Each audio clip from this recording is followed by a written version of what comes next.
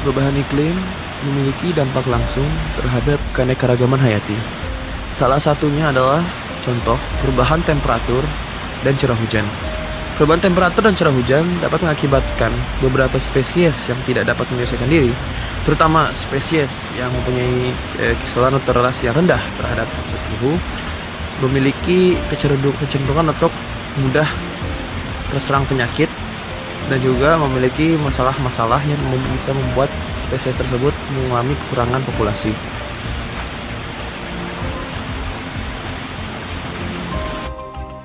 Dampak langsung dari perubahan iklim lainnya adalah pergeseran dalam siklus reproduksi dan pertumbuhan jenis-jenis organisme.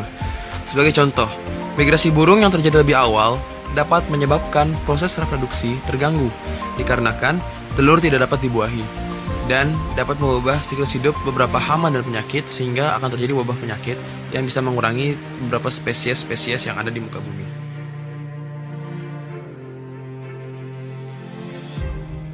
Dampak lainnya yang terjadi adalah perubahan interaksi.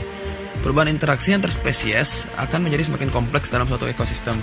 Dan perubahan interaksi ini dapat termasuk predasi, kompetisi, penyerbukan, dan penyakit. Hal itu dapat membuat ekosistem tidak berfungsi secara ideal dan mengganggu ekosistem dari dalam. Kemudian ada juga dampak lainnya adalah laju kepunahan. Kepunahan telah menjadi kenyataan sejak hidup itu sendiri muncul. Beberapa juta spesies yang ada sekarang ini merupakan spesies yang berhasil bertahan hidup dari kurang lebih 0,5 miliar spesies yang diduga pernah ada. Kepunahan merupakan proses alami yang terjadi secara alami dan tidak dapat dicegah. Spesies yang telah berkembang dan punah sejak kehidupan bermula dan dapat kita pahami melalui catatan fosil. Tapi sekarang spesies yang menjadi punah dengan laju yang tinggi daripada beberapa kelompok spesies yang lebih rentan terhadap kepunahan tersebut. Kelompok spesies tersebut adalah beberapa yang akan dilanjutkan setelah ini. Kelompok spesies yang pertama adalah spesies pada ujung rantai makanan. Seperti karnivora besar, misal contoh harimau, Panthera tigris. Karnivora besar biasanya memerlukan teritorial yang luas untuk mendapatkan mangsa yang cukup. Oleh karena populasi manusia yang terus bertambah di area hutan dan penyusutan habitat dan juga perusakan habitat, maka jumlah karnivora yang dapat ditampung juga menurun. Sehingga banyak di antara mereka yang mulai diburu dan juga menyerang daerah manusia itu sendiri, hingga menyebabkan kepunahan dini. Contoh lainnya adalah spesies lokal endemik, yaitu spesies yang hanya ditemukan di suatu area geografis tertentu dengan distribusi yang sangat terbatas. Ini sangat rentan terhadap gangguan habitat lokal dan perkembangan manusia. Nah, contoh yang ditunjukkan adalah contoh-contoh hewan endemik dari Papua, yaitu Tribonolatus novaeguinea, Paradisia apoda, dan Ornithoptera alexandra. Kelompok spesies lain adalah spesies migratori. Spesies migratori atau spesies berpindah adalah spesies yang memerlukan habitat yang cocok untuk mencari makan dan beristirahat pada lokasi yang berbentang luas. Sangat rentan terhadap kehilangan stasiun habitat peristirahatannya.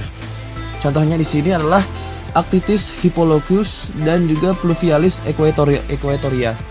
Nah, kelompok spesies lainnya juga yang rentan adalah spesies dengan sumber makanan yang sangat spesifik sehingga mereka tidak memiliki sumber makanan lainnya apabila sumber makanan yang awal hilang.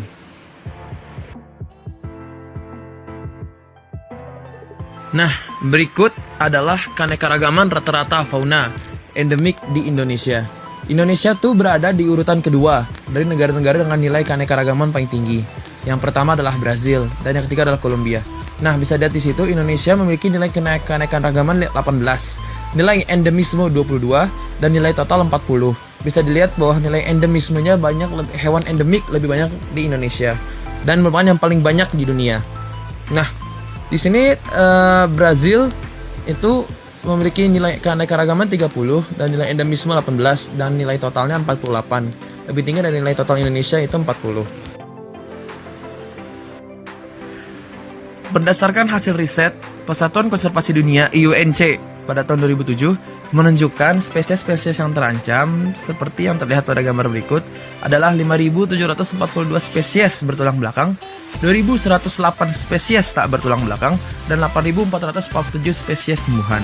Nah, yang bertulang belakang tersebar dalam 5 taksa, yaitu 1094 spesies mamalia, 1217 spesies burung, 422 spesies reptil, 1808 spesies amfibi, dan 1201 spesies ikan.